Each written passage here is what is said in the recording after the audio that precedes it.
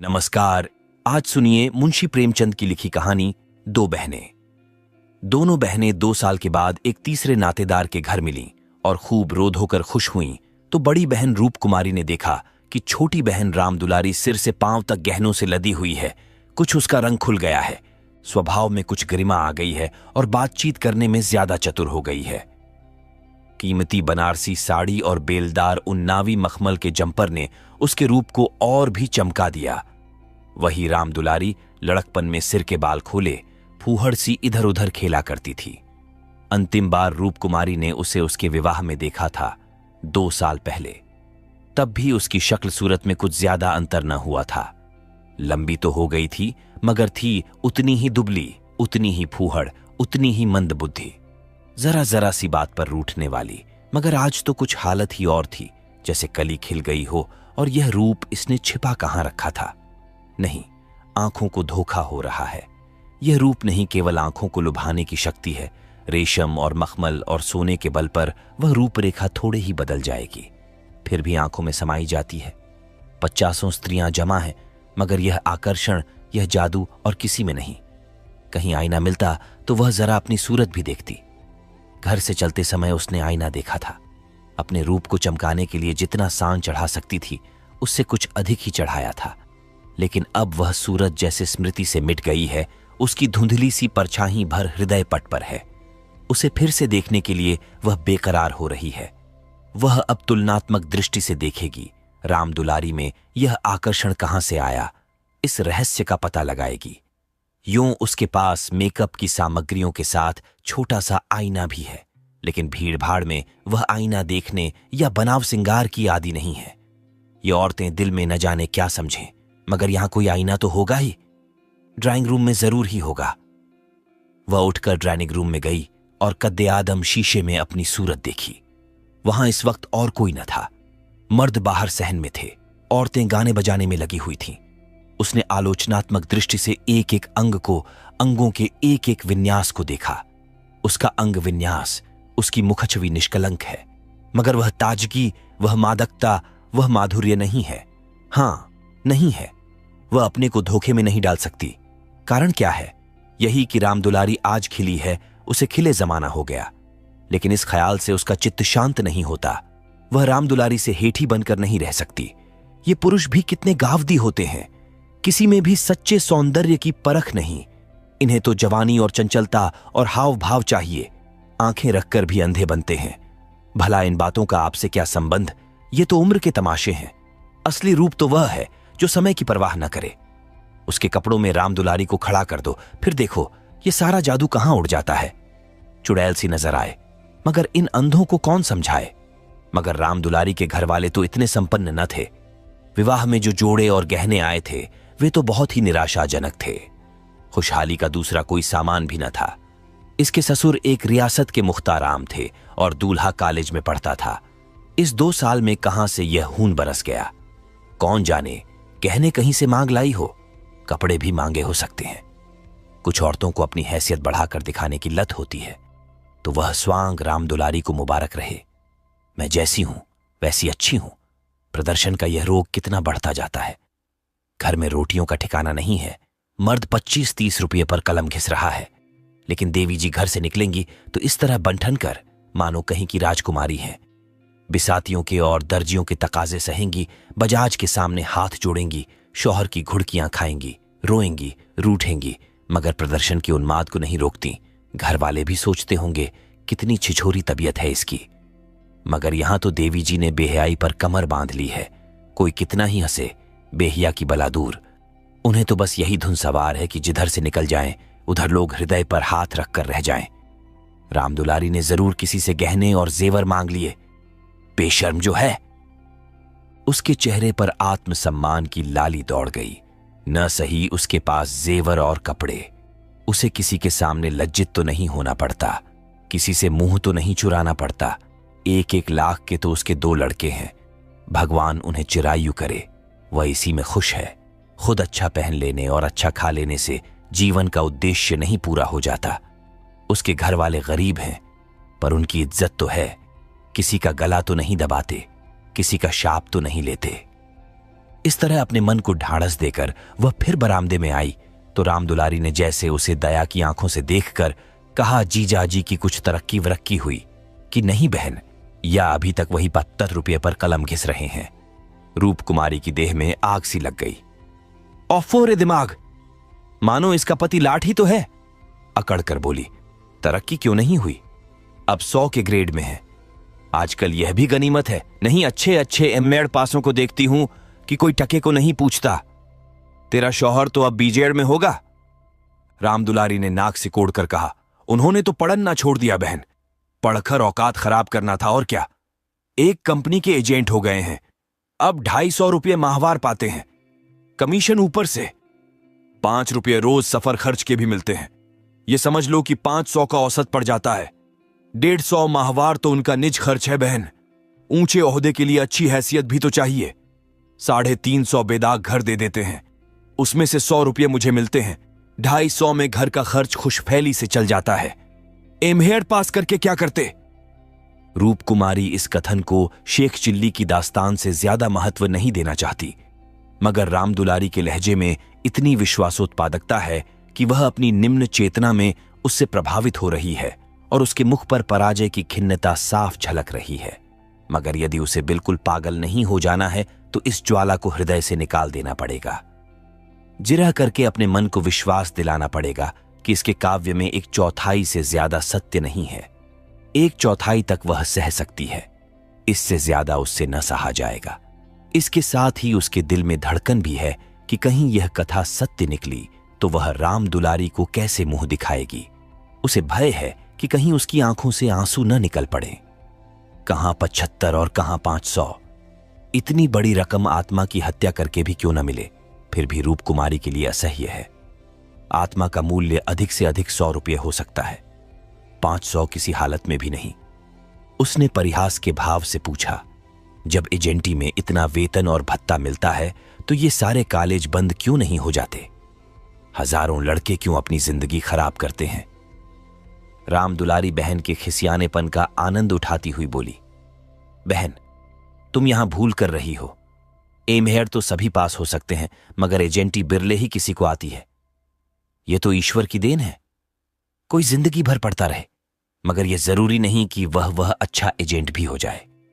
रुपये पैदा करना दूसरी बात है, आलिम फाजिल हो जाना दूसरी बात। अपने माल की श्रेष्ठता का विश्वास पैदा कर देना, यह दिल में जमा देना कि इससे सस्ता और टिकाऊ माल बाजार में मिल ही नहीं सकता। आसान काम नहीं है, एक से एक घाघों से उनका साबका पड़ता है। बड़े बड़े राजाओं और रईसों का मत फेरना पड़ता है, तब जाके कहीं माल बिकता है। मामूली आदमी तो राजाओं और नवाबों के सामने ही न जा सके, पहुंच ही न हो, और किसी तरह पहुंच भी जाए तो जबान न खुले। पहले पहले तो इन्हें भी झिझक हुई थी, मगर अब तो इस सागर के मगर हैं। अगले साल तरक्की होने वाली है। रूप कुमारी की धमनियों में रक्त की गति जैसे बंद हुई जा रही है। निर्दयी आकाश गिर क्यों नहीं पड़ता? पाषाण हृदया धरती फट क्यों नहीं जाती? यह कहां का न्याय है कि रूप कुमारी जो रूपवती है, तमीजदार है, सुघड़ है, पति पर जान देती है, बच्चों को प्राणों से ज्यादा चाहती है, थोड़े में गृहस्थी को इतने अच्छे ढंग से चलाती है, उसकी तो यह दुर्गति और यह घमंडिन, बदतमीज, विलासिनी, चंचल, मुहफ्फट छोकरी जो अभी तक सिर खोले घूमा करती थी, रानी बन जाए। मगर उसे अब भी कुछ आशा बाकी थी। शायद आगे चलकर उसके चित्त की शांति का कोई मार्ग निकल आए। उसी परिहास के स्वर में बोली, तब तो शायद 1000 मिलने लगे। 1000 तो नहीं, पर 600 में संदेह नहीं। कोई आंखों का अंधा मालिक फंस गया होगा। व्यापारी आंखों के अंधे नहीं होते दीदी, उनकी आंखें हमारी तुम्हारी आंखों से कहीं तेज होती हैं। जब तुम उन्हें 6000 कमा कर दो, तब कहीं 600 मिले। जो सारी दुनिया को चराए उसे कौन बेवकूफ बनाएगा? परिहास से काम न चलते देखकर रूप कुमारी ने अपमान का अस्त्र निकाला। मैं तो इसे बहुत अच्छा पेशा नहीं समझती। सारे दिन झूठ के तुमार बांधो, यह तो ठग विद्या है। रामदुलारी जोर से हंसी। बहन पर उसने पूरी विजय पाई थी। इस तरह तो जितने वकील बैरिस्टर हैं सभी ठग विद्या करते हैं। अपने मुवक्किल के फायदे के लिए उन्हें क्या नहीं करना पड़ता, झूठी शहादतें तक बनानी पड़ती हैं। मगर उन्हीं वकीलों और बैरिस्टरों को हम अपना लीडर कहते हैं, उन्हें अपनी कौमी सभाओं का प्रधान बनाते हैं, उनकी गाड़ियां खींचते हैं, उन पर फूलों और अशर्फियों की वर्षा करते हैं, उनके नाम से सड़कें, प्रतिमाएं और संस्थाएं बनाते हैं। आजकल दुनिया पैसा देखती है। आजकल ही क्यों, हमेशा से धन की यही महिमा रही है। पैसे कैसे आए ये कोई नहीं देखता। जो पैसे वाला है उसी की पूजा होती है। जो अभागे हैं, अयोग्य हैं या भीरू हैं, वे आत्मा और सदाचार की दुहाई देकर अपने आंसू पोंछते हैं। नहीं, आत्मा और सदाचार को कौन पूछता है। रूपकुमारी खामोश हो गई। अब उसे यह सत्य उसकी सारी वेदनाओं के साथ स्वीकार करना पड़ेगा कि राम दुलारी सबसे ज्यादा भाग्यवान है। इससे अब त्राण नहीं। परिहास या अनादर से वह अपनी तंगदिल्ली का प्रमाण देने के सिवा और क्या पाएगी। उसे किसी बहाने से राम दुलारी के घर जाकर असलियत की छानबीन करनी पड़ेगी। अगर राम दुलारी वास्तव में लक्ष्मी का वरदान पा गई है तो रूपकुमारी अपनी किस्मत ठोंक कर बैठ रहेगी। समझ लेगी कि दुनिया में कहीं न्याय नहीं है, कहीं ईमानदारी की पूछ नहीं है। मगर क्या सचमुच उसे इस विचार से संतोष होगा? यहां कौन ईमानदार है? वही जिसे बेईमानी करने का अवसर नहीं है और न इतनी बुद्धि या मनोबल है कि वह अवसर पैदा कर ले। उसके पति 72 रुपये पाते हैं, पर क्या 10-20 रुपये और ऊपर से मिल जाएं तो वह खुश होकर ले ना लेंगे? उनकी ईमानदारी और सत्यवादिता उसी समय तक है जब तक अवसर नहीं मिलता। जिस दिन मौका मिला सारी सत्यवादिता धरी रह जाएगी। और क्या रूपकुमारी में इतना नैतिक बल है कि वह अपने पति को हराम का माल हजम करने से रोक दे? रोकना तो दूर की बात है, वह प्रसन्न होगी, शायद पतिदेव की पीठ ठोकेगी। अभी उनके दफ्तर से आने के समय वह मन मारे बैठी रहती है। तब वह द्वार पर खड़ी होकर उनकी बाट जोहेगी और जो ही वह घर में आएंगे उनकी जेबों की तलाशी लेगी। आंगन में गाना बजाना हो रहा था। राम दुलारी उमंग के साथ गा रही थी और रूपकुमारी वहीं बरामदे में उदास बैठी हुई थी। न जाने क्यों उसके सिर में दर्द होने लगा था। कोई गाए, कोई नाचे, उससे प्रयोजन नहीं। वह तो अभागिन है, रोने के लिए पैदा की गई है। 9 बजे रात को मेहमान रुखसत होने लगे। रूपकुमारी भी उठी। एक्का में मंगवाने जा रही थी कि राम दुलारी ने कहा, एक्का मंगवा कर क्या करोगी बहन? मुझे लेने के लिए कार आती होगी। चलो 2-4 दिन मेरे यहां रहो, फिर चली जाना। मैं जीजाजी को कहला भेजूंगी, तुम्हारा इंतजार न करें। रूपकुमारी का यह अंतिम अस्त्र भी बेकार हो गया। राम दुलारी के घर जाकर हालचाल की टोल लेने की इच्छा गायब हो गई। वह अब अपने घर जाएगी और मुंह ढांप कर पड़ी रहेगी। इन फटे हालों में क्यों किसी के घर जाए? बोली, नहीं, अभी तो मुझे फुर्सत नहीं है, बच्चे घबरा रहे होंगे, फिर कभी आऊंगी। क्या रात भर भी न ठहरोगी? नहीं। अच्छा बताओ, कब आओगी? मैं सवारी भेज दूंगी। मैं खुद कहला भेजूंगी। तुम्हें याद न रहेगी, साल भर हो गया, भूल कर भी याद न किया। मैं इसी इंतजार में थी कि दीदी बुलावें तो चलूं। एक ही शहर में रहते हैं, फिर भी इतनी दूर कि साल भर गुजर जाए और मुलाकात तक न हो। रूपकुमारी इसके सिवा और क्या कहे कि घर के कामों से छुट्टी नहीं मिलती। कई बार उसने इरादा किया कि दुलारी को बुलाए, मगर अवसर ही न मिला। सहसा राम दुलारी के पति में गुरुसेवक ने आकर बड़ी साली को सलाम किया। बिल्कुल अंग्रेजी सज धज, मुंह में चुरुट, कलाई पर सोने की घड़ी, आंखों पर सुनहरी ऐनक, जैसे कोई सिविलियन हो। चेहरे से जेहानत और शराफत बरस रही थी। वह इतना रूपवान और सजीला है, रूपकुमारी को अनुमान न था। कपड़े जैसे उसकी देह पर खिल रहे थे। आशीर्वाद देकर बोली, आज यहां न आती तो मुझसे मुलाकात क्यों होती? गुरुसेवक हंसकर बोला, यह उलटी शिकायत क्यों ना हो? कभी आपने बुलाया और मैं न गया? मैं नहीं जानती थी कि तुम अपने को मेहमान समझते हो, वह भी तो तुम्हारा ही घर है। राम दुलारी देख रही थी कि मन में उससे ईर्ष्या रखते हुए भी वह कितनी वाणी मधुर, कितनी स्निग्ध, कितनी अनुग्रह प्रार्थिनी होती जा रही है। गुरुसेवक ने उदार मन से कहा, हां, अब मान गया भाभी साहब, बेशक मेरी गलती है। इस दृष्टि से मैंने विचार नहीं किया था, मगर आज तो मेरे घर रहिए। नहीं, आज बिल्कुल अवकाश नहीं है, फिर कभी आऊंगी। लड़के घबरा रहे होंगे। राम दुलारी बोली, मैं कितना कह के हार गई, मानती ही नहीं। दोनों बहनें कार की पिछली सीट पर बैठीं। गुरुसेवक ड्राइव करता हुआ चला। जरा देर में उसका मकान आ गया। राम दुलारी ने फिर बहन से उतरने के लिए आग्रह किया, पर वह न मानी। लड़के घबरा रहे होंगे। आखिर राम दुलारी उससे गले मिलकर अंदर चली गई। गुरुसेवक ने कार बढ़ाई। रूप कुमारी ने उड़ती हुई निगाह से राम दुलारी का मकान देखा और वह ठोस सत्य एक शलाका की भांति उसके कलेजे में चुभ गया। कुछ दूर जाकर गुरुसेवक बोला, भाभी, मैंने तो अपने लिए अच्छा रास्ता निकाल लिया। अगर 2-4 साल इसी तरह काम करता रहा तो आदमी बन जाऊंगा। रूप कुमारी ने सहानुभूति के साथ कहा, राम दुलारी ने मुझसे बताया था, भगवान करे जहां रहो खुश रहो, मगर जरा हाथ पैर संभाल के रहना। मैं मालिक की आंख बचाकर एक पैसा भी लेना पाप समझता हूं भाभी। दौलत का मजा तो तभी है कि ईमान सलामत रहे। ईमान खोकर पैसे मिले तो क्या? मैं ऐसी दौलत को त्याज्य समझता हूं और आंख किसकी बचाऊं? सब सियाह सफेद तो मेरे हाथ में है। मालिक तो रहा नहीं, केवल उसकी बेवा है। उसने सब कुछ मेरे हाथ में छोड़ रखा है। मैंने उसका कारोबार संभाल न लिया होता तो सब कुछ चौपट हो जाता। मेरे सामने तो मालिक सिर्फ 3 महीने जिंदा रहे, मगर आदमी को परखना खूब जानते थे। मुझे 100 रुपये पर रखा और 1 महीने में 200 रुपये कर दिया। आप लोगों की दुआ से पहले ही महीने में मैंने 12,000 का काम किया।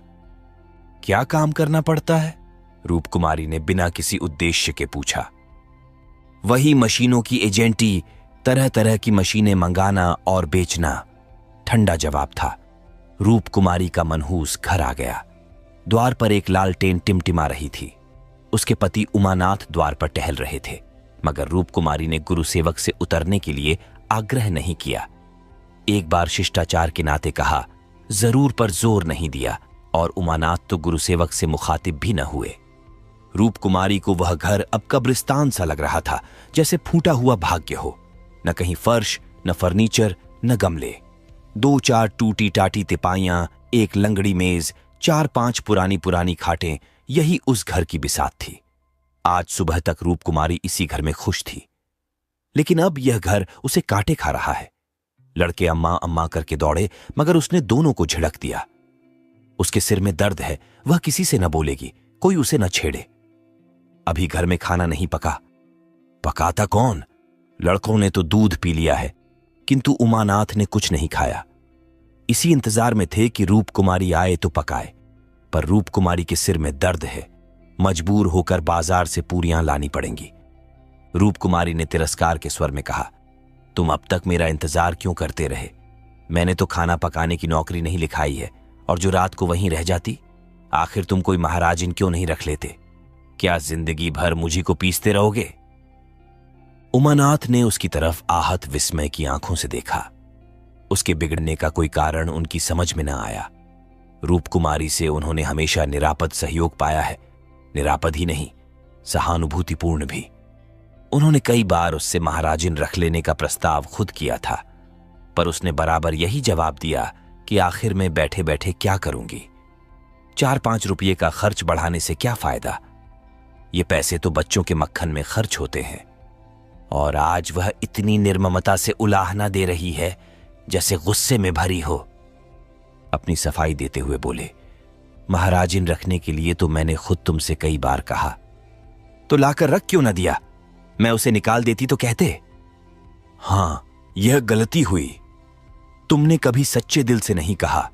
रूप कुमारी ने और भी प्रचंड होकर कहा, तुमने केवल मेरा मन लेने के लिए कहा। मैं ऐसी भोली नहीं हूं कि तुम्हारे मन का रहस्य न समझूं। तुम्हारे दिल में कभी मेरे आराम का विचार आया ही नहीं। तुम तो खुश थे कि अच्छी लौंडी मिल गई है, एक रोटी खाती है और चुपचाप पड़ी रहती है, महज खाने और कपड़े पर, यह भी जब घर की जरूरतों से बचे। 75 रुपलियां लाकर मेरे हाथ पर रख देते हो और सारी दुनिया का खर्च। मेरा दिल ही जानता है मुझे कितनी कतर व्योंत करनी पड़ती है, क्या पहनूं और क्या ओढ़ूं। तुम्हारे साथ जिंदगी खराब हो गई। संसार में ऐसे मर्द भी हैं जो स्त्री के लिए आसमान के तारे तोड़ लाते हैं। गुरुसेवक ही को देखो, दूर क्यों जाओ? तुमसे कम पड़ा है, उम्र में तुमसे कहीं कम है, मगर 500 का महीना लाता है और राम दुलारी रानी बनी बैठी रहती है। तुम्हारे लिए यही 70 रुपये बहुत हैं। रांड मांड में ही मगन, तुम नाहक मर्द हुए। तुम्हें तो औरत होना चाहिए था। औरतों के दिल में कैसे कैसे अरमान होते हैं, मगर मैं तो तुम्हारे लिए घर की मुर्गी का बासी साग हूं। तुम्हें तो कोई तकलीफ होती नहीं, तुम्हें तो कपड़े भी अच्छे चाहिए, खाना भी अच्छा चाहिए, क्योंकि पुरुष हो, बाहर से कमा कर लाते हो। मैं चाहे जैसे रहूं तुम्हारी बला से। वाग्बाणों का यह सिलसिला कई मिनट तक जारी रहा और उमानाथ चुपचाप सुनते रहे। अपनी जान में उन्होंने रूप कुमारी को शिकायत का कभी मौका नहीं दिया। उनका वेतन कम है, यह सत्य है, पर यह उनके बस की बात तो नहीं। वह दिल लगाकर अपना काम करते हैं, अफसरों को खुश रखने की सदैव चेष्टा करते हैं। इसी साल बड़े बाबू के छोटे सुपुत्र को 6 महीने तक बिना नागा पढ़ाया, इसीलिए तो कि वह प्रसन्न रहे। अब वह और क्या करें? रूप कुमारी की खफगी का रहस्य वह समझ गए। अगर गुरुसेवक वास्तव में 500 रुपये लाता है तो बेशक वह भाग्य का बली है, लेकिन दूसरों की ऊंची पेशानी देखकर अपना माथा तो नहीं फोड़ा जाता। किसी संयोग से उसे यह अवसर मिल गया, मगर हर एक को तो ऐसे अवसर नहीं मिलते। वह इसका पता लगाएंगे कि सचमुच उसे 500 ही मिलते हैं या महज डींग है। और मान लिया कि 500 मिलते हैं, तो क्या इससे रूप कुमारी को यह हक है कि वह उनको ताने दे और उन्हें जली कटी सुनाए? अगर इसी तरह वह भी रूप कुमारी से ज्यादा रूपवती और सुशीला रमणी को देखकर रूप कुमारी को कोसना शुरू करें तो कैसा हो? रूप कुमारी सुंदरी है, मृदुभाषिणी है, त्यागमयी है, लेकिन उससे बढ़कर सुंदरी, मृदुभाषिणी त्यागमयी देवियों से दुनिया खाली नहीं है।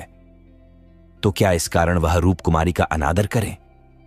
एक समय था जब उनकी नजरों में रूप कुमारी से ज्यादा रूपवती रमणी संसार में न थी, लेकिन वह उन्माद कब का शांत हो गया। भावुकता के संसार से वास्तविक जीवन में आए उन्हें एक युग बीत गया। अब तो विवाहित जीवन का उन्हें काफी अनुभव हो गया है। एक को दूसरे के गुणदोष मालूम हो गए हैं। अब तो संतोष ही में उनका जीवन सुखी रह सकता है। मगर रूप कुमारी समझदार होकर भी इतनी मोटी सी बात नहीं समझती। फिर भी उन्हें रूप कुमारी से सहानुभूति ही हुई। वह उदार प्रकृति के आदमी थे और कल्पनाशील भी। उसकी कटु बातों का कुछ जवाब न दिया, शरबत की तरह पी गए। अपनी बहन के ठाठ देखकर एक क्षण के लिए रूप कुमारी के मन में ऐसे निराशाजनक, अन्यायपूर्ण, दुखद भावों का उठना बिल्कुल स्वाभाविक है। रूप कुमारी कोई सन्यासिनी नहीं, विरागिनी नहीं कि हर एक दशा में अविचलित रहे। इस तरह अपने मन को समझाकर उमानाथ ने गुरुसेवक के विषय में तहकीकात करने का संकल्प किया। 1 सप्ताह तक रूप कुमारी मानसिक अशांति की दशा में रही। बात बात पर झुंझलाती, लड़कों को डांटती, पति को कोसती, अपने नसीबों को रोती। घर का काम तो करना ही पड़ता था, लेकिन अब इस काम में उसे आनंद न आता था। बेगार सी टालती थी। घर की जिन पुरानी धुरानी चीजों से उसका आत्मीय संबंध सा हो गया था, जिनकी सफाई और सजावट में वह व्यस्त रहा करती थी, उनकी तरफ अब आंख उठाकर भी न देखती। घर में एक ही खिदमतगार था। उसने जब देखा बहू जी घर की तरफ से खुद ही लापरवाह हैं, तो उसे क्या गरज थी कि सफाई करता। जो चीज जहां पड़ी थी वहीं पड़ी रहती, कौन उठाकर ठिकाने से रखे। बच्चे मां से बोलते डरते थे और उमानाथ तो उसके साये से भागते थे। जो कुछ सामने थाली में आ जाता उसे पेट में डाल लेते और दफ्तर चले जाते। दफ्तर से लौटकर दोनों बच्चों को साथ ले लेते और कहीं घूमने निकल जाते।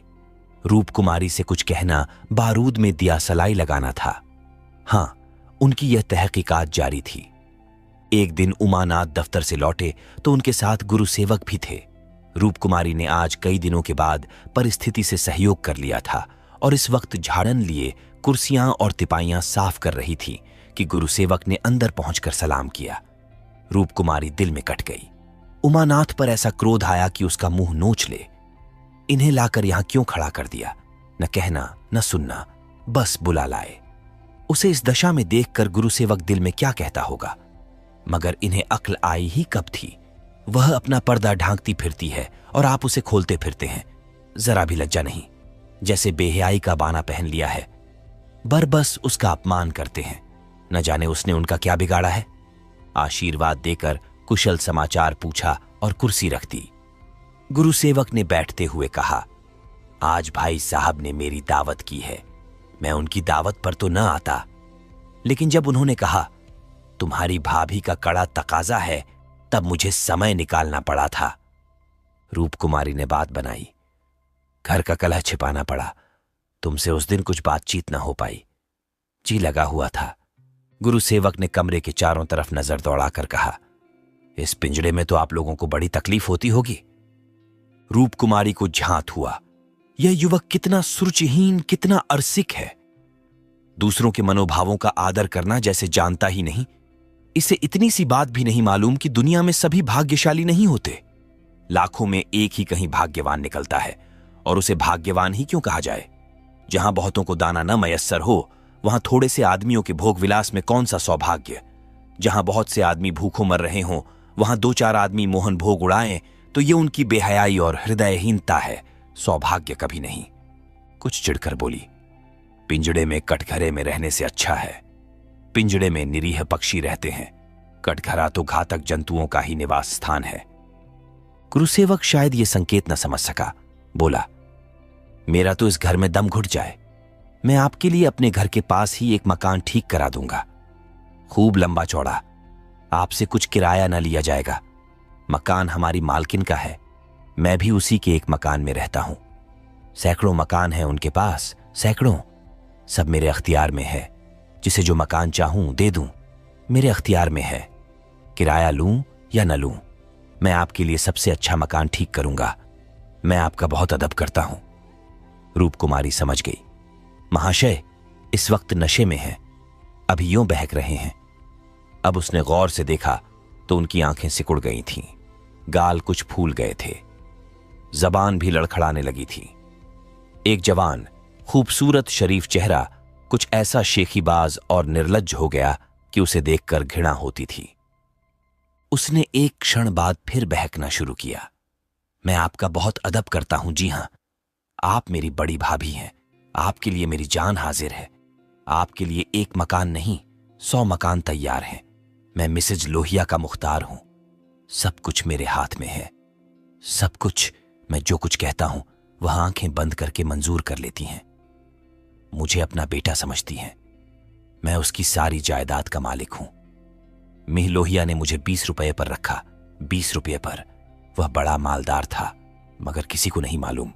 उसकी दौलत कहां से आती थी किसी को नहीं मालूम, मेरे सिवा कोई नहीं जानता। वह खुफिया फरोश था, किसी से कहना नहीं। वह चोरी से कोकीन बेचता था, लाखों की आमदनी थी उसकी। अब वही व्यापार मैं करता हूं। हर शहर में हमारे खुफिया एजेंट हैं। मिह लोहिया ने मुझे इस फन में उस्ताद बना दिया। जी हां, मजाल नहीं कि मुझे कोई गिरफ्तार कर ले। बड़े बड़े अफसरों से मेरा याराना है। उनके मुंह में नोटों के पुलिंदे ठूंस ठूंस कर उनकी आवाज बंद कर देता हूं। कोई चू नहीं कर सकता। दिन दहाड़े बेचता हूं, हिसाब में लिखता हूं। 1000 रिश्वत दी, देता हूं 500, बाकी यारों का है। बेदरेग रुपये आते हैं और बेदरेग खर्च करता हूं। बुढ़िया को तो राम नाम से मतलब है। 70 चूहे खा के अब हज करने चली है। कोई मेरा हाथ पकड़ने वाला नहीं, कोई बोलने वाला नहीं। जेब से नोटों का एक बंडल निकालकर, यह आपके चरणों की भेंट है। मुझे दुआ दीजिए कि इसी शान से जिंदगी कट जाए। जो आत्मा और सदाचार के उपासक हैं, उन्हें कुबेर लाते मारता है। लक्ष्मी उनको पकड़ती है जो उसके लिए अपना दीन और ईमान सब कुछ छोड़ने को तैयार हैं। मुझे बुरा ना कहिए, मैं कौन मालदार हूं। जितने धनी हैं वे सब के सब लुटेरे हैं, पक्के लुटेरे, डाकू। कल मेरे पास रुपये हो जाएं और मैं एक धर्मशाला बनवा दूं, फिर देखिए मेरी कितनी वाह वाह होती है। कौन पूछता है मुझे दौलत कहां से मिली। जिस महात्मा को कहिए बुलाकर उससे प्रशंसा करवा लूं। मिह लोहिया को महात्माओं ने धर्मभूषण की उपाधि दी थी, इन स्वार्थी पेट के बंदरों ने। उस बुढ़े को जिससे बड़ा कुकर्मी संसार में न होगा। यहां तो लूट है। एक वकील आध घंटा बहस करके 500 मार लेता है। एक डॉक्टर जरा सा नश्तर लगाकर 1000 सीधा कर लेता है। एक जुआरी स्पेकुलेशन में एक एक दिन में लाखों का वारा न्यारा करता है। अगर उनकी आमदनी जायज है तो मेरी आमदनी भी जायज है। जी हां, जायज है। मेरी निगाह में बड़े से बड़े मालदार की भी कोई इज्जत नहीं। मैं जानता हूं वह कितना बड़ा हथकंडेबाज है। यहां जो आदमी आंखों में धूल झोंक सके वही सफल है। गरीबों को लूटकर मालदार हो जाना समाज की पुरानी परिपाटी है। मैं भी वही करता हूं जो दूसरे करते हैं। जीवन का उद्देश्य है ऐसा करना। खूब लूटूंगा, खूब ऐश करूंगा और बुढ़ापे में खूब खैरात करूंगा और एक दिन लीडर बन जाऊंगा। कहिए गिना दूं, यहां कितने लोग जुआ खेल खाल कर करोड़पति हो गए, कितने औरतों का बाजार लगाकर करोड़पति हो गए। सहसा उमानाथ ने आकर कहा, मेरे गुरु सेवक, क्या कर रहे हो? चलो चाय पी लो, ठंडी हो रही है। गुरु सेवक ऐसा हड़बड़ा उठा मानो अपने सचेत रहने का प्रमाण देना चाहता हो, मगर पांव लड़खड़ाए और जमीन पर गिर पड़ा। फिर संभलकर उठा और झूमता झूमता ठोकरें खाता बाहर चला गया। रूपकुमारी ने आजादी की सांस ली। यहां बैठे बैठे उसे हौल दिल सा हो रहा था। कमरे की हवा जैसे कुछ भारी हो गई थी। जो प्रेरणाएं कई दिन से अच्छे अच्छे मनोहर रूप भरकर उसके मन में आ रही थीं, आज उसे उनका असली विभत्स घिनावना रूप नजर आया।